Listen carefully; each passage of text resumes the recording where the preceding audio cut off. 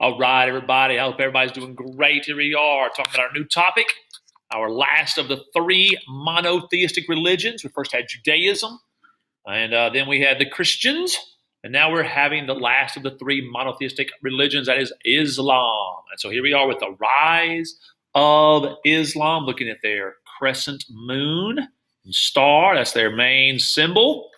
All right, and here we are in Jerusalem.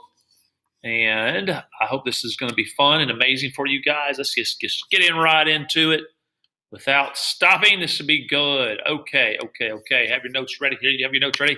Let's go 3, 3, 3, 2, 2, 2, 2, 2, 2, 1, 1, 1, 1, 1, 1. All right, so here we have. Please put your name. My name is Horn.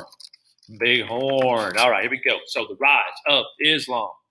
First question. Who are the Bedouins? The Bedouins. All right, some Arabs were nomadic desert.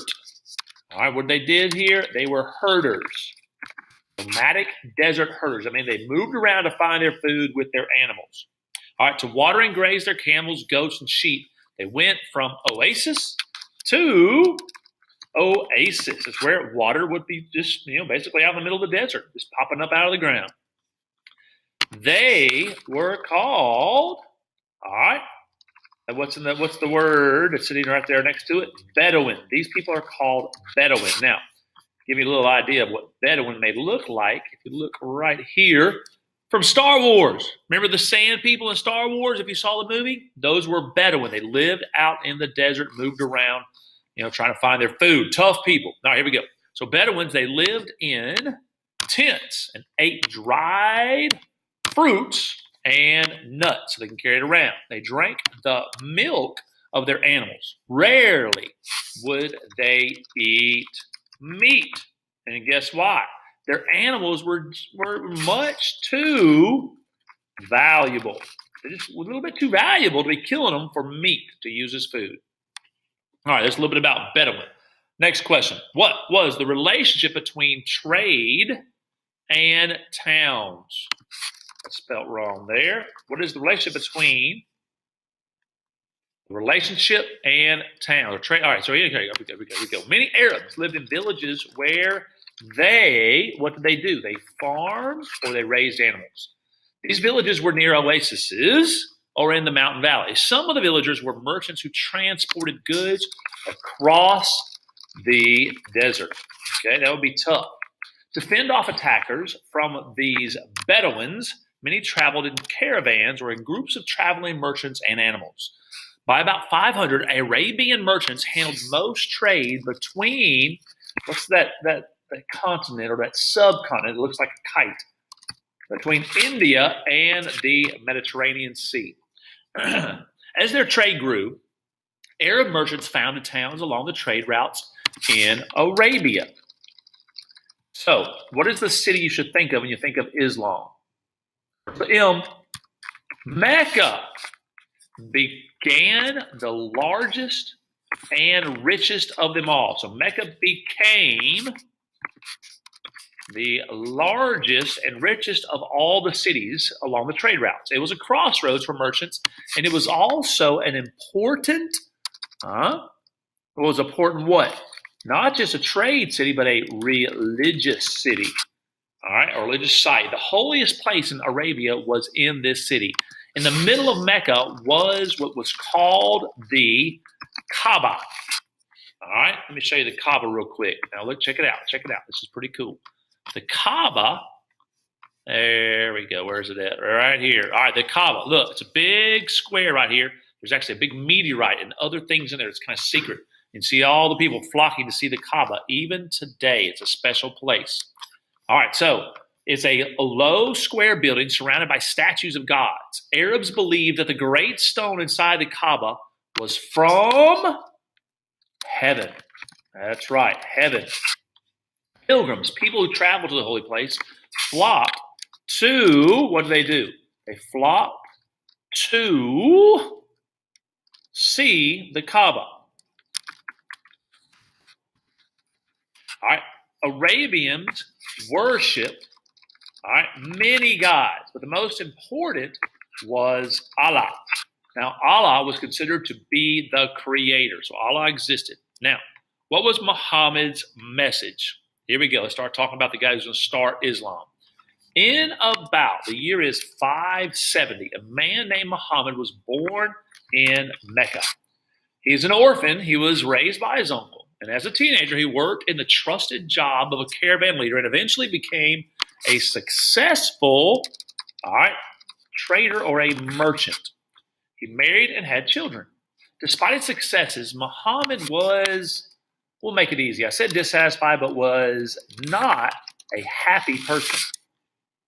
He felt that the wealthy town leaders should return to the old ways. He thought they should honor their families, be fair in business, and they should help the poor. All right, Muhammad went into the hills to try to figure this out and pray. So the year is now in about 610. He said he was visited by an angel. Some say Angel Gabriel, the one that came to Mary and told her that she was going to have a baby. All right, and this angel told him to preach Islam. All right, so Islam means this: surrendering to the will of Allah. Now, Allah is the Arabic word for God. So, inspired, Muhammad returned to, what city was he in? Mecca. Everywhere he went, he told people to destroy the statues of false gods and to worship only that creator God, Allah, the one true God.